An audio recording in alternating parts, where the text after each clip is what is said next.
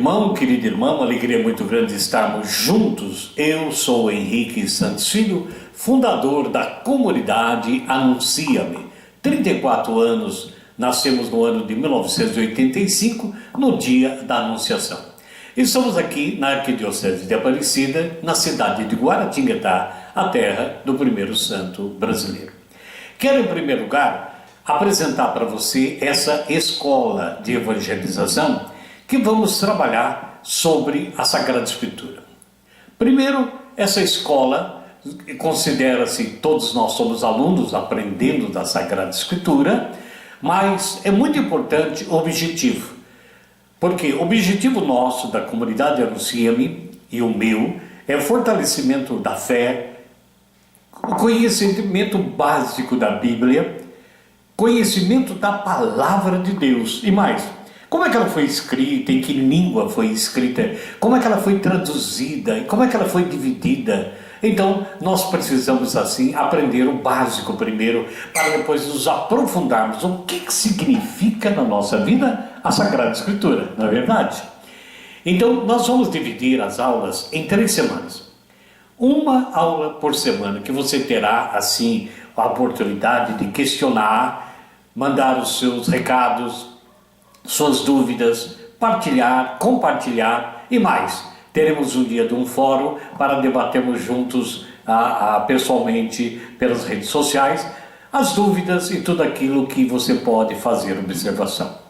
Então, dando início a essa primeira aula, esse objetivo de fortalecimento, conhecimento básico da Sagrada Escritura, apresentando essa escola para você, vamos então a essa primeira aula. Nós vamos então, nesse primeiro momento, perguntar como é que foi escrita a Bíblia, né? Primeiro questionamento, temos a palavra de Deus, ouvimos as pessoas pregarem com ela e perguntamos como é que foi escrita a Bíblia. Primeiro lugar que nós temos que observar, no tempo que a Bíblia foi escrita não existia papel. Bom, então como é que ela foi escrita, né? Papel como hoje, que a gente fala das gráficas, de tudo que nós temos aí. Não havia muito menos máquinas impressoras. Então, como foi escrita a Bíblia? Foi escrita à mão, em diversos materiais, principalmente a cerâmica, o papiro e o pergaminho. Ora, imagine então, as tintas eram tiradas de plantas para poder escrever com muita calma. Levou-se anos para escrever algo a respeito dos profetas, o autor sagrado, todos, né? Mateus, Marcos, todos, João, com o livro da Revelação, levou-se muitos anos. O que era cerâmica? A cerâmica era conhecida como a arte mais antiga da humanidade. O barro servia para fazer vasos, né? Até chapas, placas, chapas, onde se escreviam nelas, eram guardadas. Imagine o arquivo disso, como é que era. Muitos textos bíblicos foram escritos nestes tijolos, nessas placas de barro. Depois nós temos o papiro, né? Papiro. O que é papiro? É uma planta originária do Egito. E o papiro, a Grécia, na verdade, aliás, o Egito já crescia muito espontaneamente às margens do rio Nilo. E o papiro era uma planta de até 4 metros de altura. As suas folhas eram enormes. Então, ali, na verdade, do fato do papiro passou para ser a Síria, a Sicília e depois a própria Palestina, onde foi escrito a Bíblia, foi escrito mais na Palestina. Então, desse papiro, é que era feito uma espécie de folha de papel para que nela se escrevesse, anotasse, testemunhasse tudo o que o povo de Deus estava acontecendo e o que Deus estava falando, até pelos profetas, que nós vamos ver mais adiante. Então, o papiro também era muito usado na fabricação de barcos, de outros utensílios, devido à sua durabilidade, né? Devido àquelas folhas demorarem muito para se decompor. E depois isso aconteceu, essas escritas a gente tem na história, 3.000 anos antes de Cristo já havia. Os egípcios já escreviam no papiro Essas folhas eram escritas só de um lado dela, assim, né? Guardadas em rolo. Então você deve ter visto em filme aqueles rolos que se abrem, eram guardadas em rolo. Eram escritas só de um lado e depois enrolados e guardados, amarrados muitas vezes com cipó, com tiras também de plantas, para que perdurassem e eternizassem. Então, depois então da cerâmica e do papiro, nós encontramos o pergaminho, que é outra situação que a palavra de Deus foi escrita. Por quê? Era feito de couro curtido de carneiro. O couro do carneiro curtido se transformava numa folha, onde ali eram anotados detalhadamente com esses tipos de pincéis, né? Tipo de canetas, vamos dizer assim, né? Com tintas de outras plantas, anotado tudo ali no pergaminho. Então, começou a ser usado como papel na cidade de Pérgamo, por isso que se chama pergaminho. E quando nós olhamos assim para a história, nós ficamos vendo, né?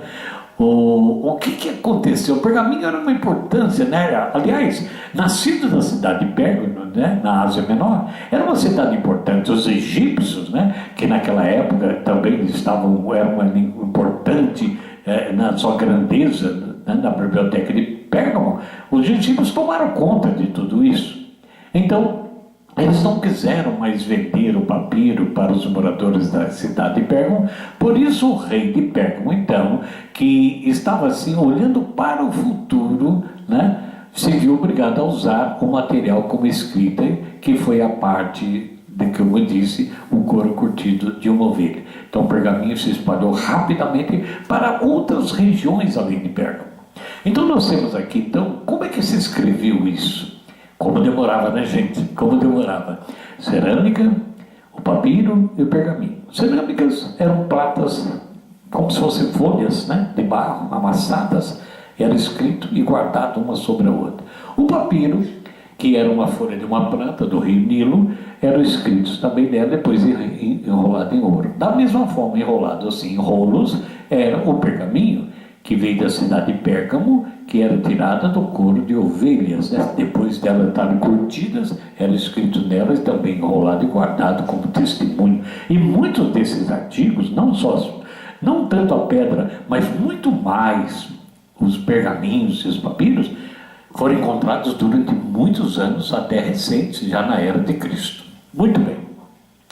Olhando para tudo isso, nós vamos notar que o pergaminho, assim como as folhas do papiro, irmãos, eles não eram encadernados, né? Como fazemos hoje com folhas, encadernamos.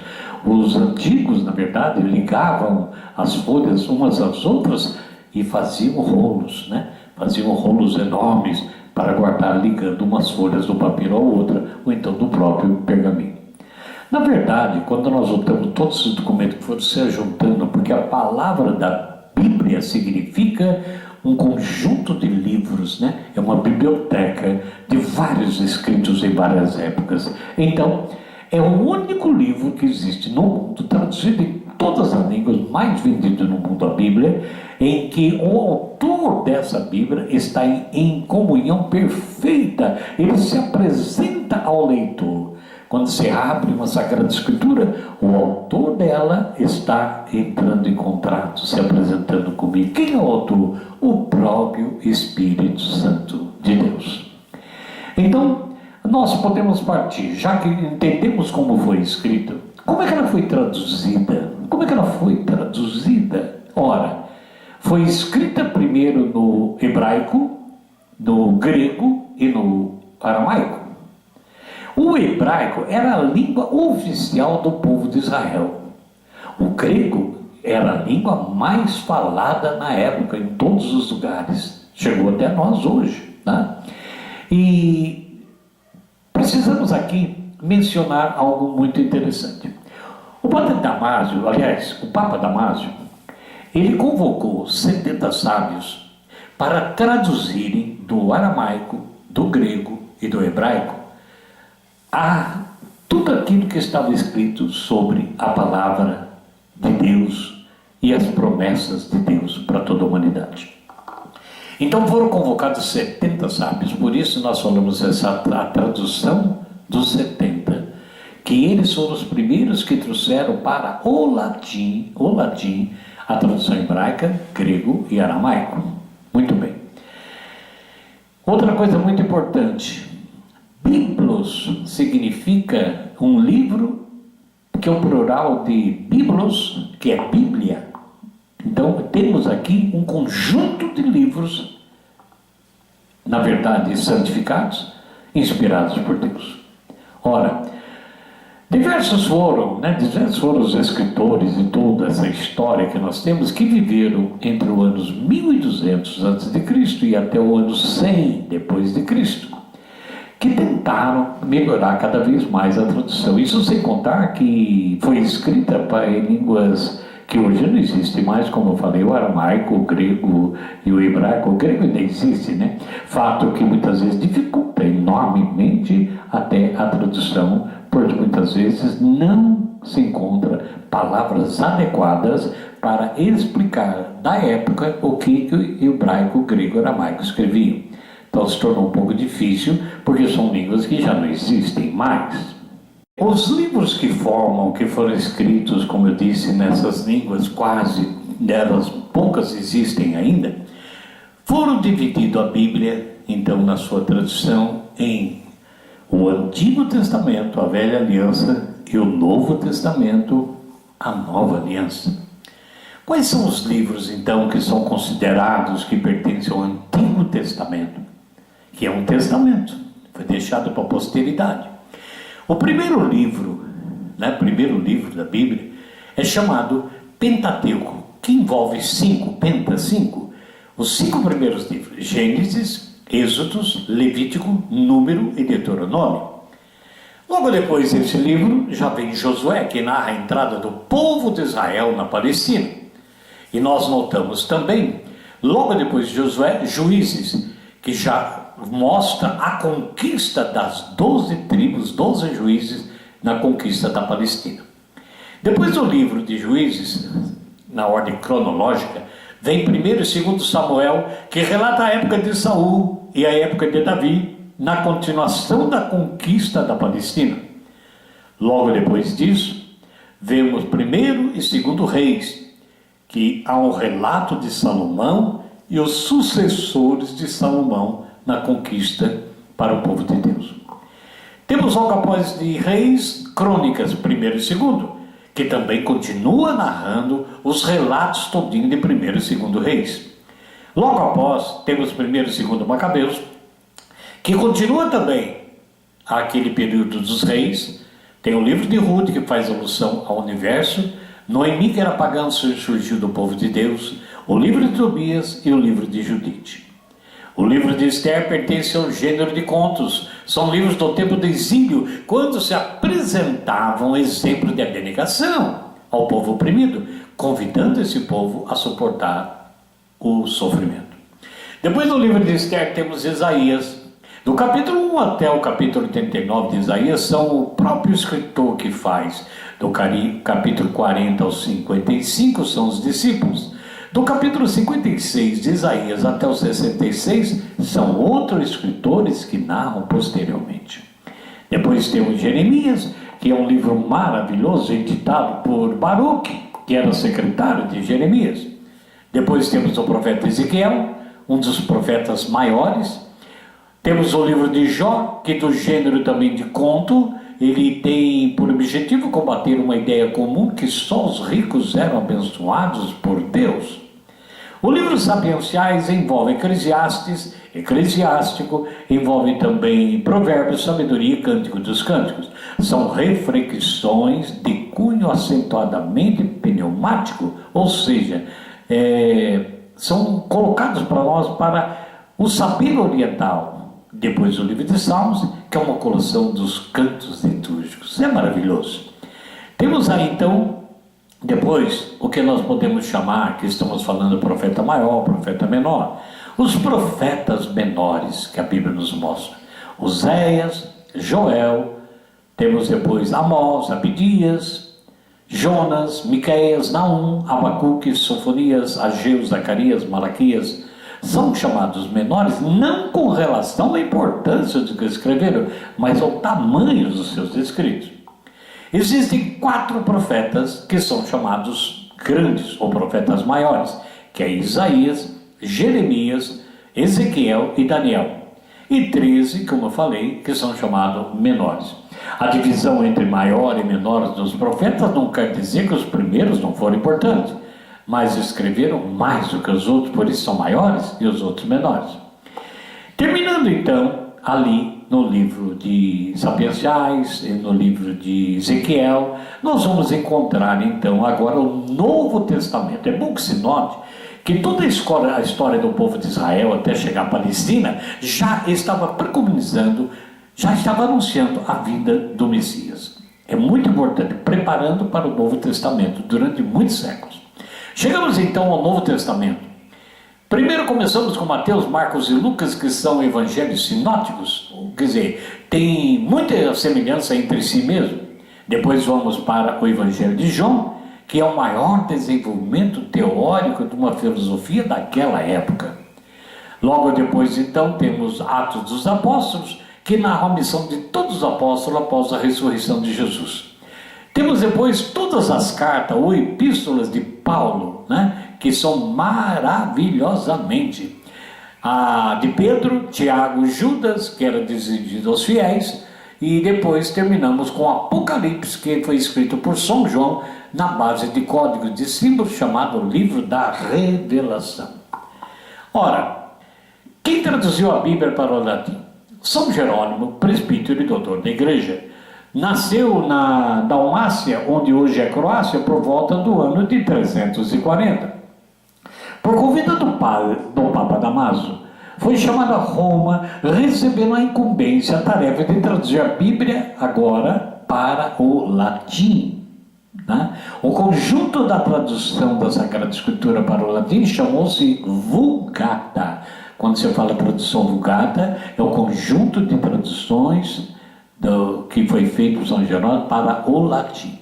As primeiras tentativas que tiveram para a tradução da Bíblia para o português, que é o nosso caso, foram dos protestantes. Eles foram o primeiro que deram um passo. Um teólogo holandês de origem portuguesa, chamado João Ferreira de Almeida, teve essa iniciativa de traduzir a Bíblia do latim para o português. Foi uma tentativa de buscar uma tradução a partir do original que ele queria fazer. Já para nós católicos, por iniciativa do padre Antônio Pereira de Figueiredo, entre 1772 e 1790, foi conseguida então a tradução da Bíblia a partir do texto latino da Vulgata, como eu falei. Então, até aqui nós temos algum conhecimento muito importante da Sagrada Escritura para nós. As curiosidades, como foi escrito, como é que era escrito. Hoje é fácil sentar no equipamento, no computador aí, digitar rapidamente, imprimir, é muito mais fácil, várias cabeças pensantes. Talvez num dia se escreva muita coisa. Eram meses, anos para se escrever um evangelho na ponta de canetas com tinta de plantas e também papiros, e depois em tantos outros objetos que foram escrevendo, para que realmente a gente tivesse hoje a Sagrada Escritura. Meu querido e minha querida, eu, Henrique Santos Filho, então fundador da comunidade Anuncia-me, agradeço muito a você por essa atenção. Vamos ficar juntos para o próximo encontro, porque vamos falar de algo muito interessante. Não perca o nosso próximo encontro na próxima semana. O conhecimento da Sagrada Escritura, ainda no básico, ainda no beabá, é muito importante até para nós que estamos caminhando, que muitas vezes perdemos a essência daquilo que é a raiz da Bíblia, que nós temos hoje impressa maravilhosamente em várias traduções ao nosso lado, à nossa presença. E nunca se esqueça que a palavra de Deus é viva e eficaz. O que foi escrito há séculos ainda fala da nossa vida. Amém?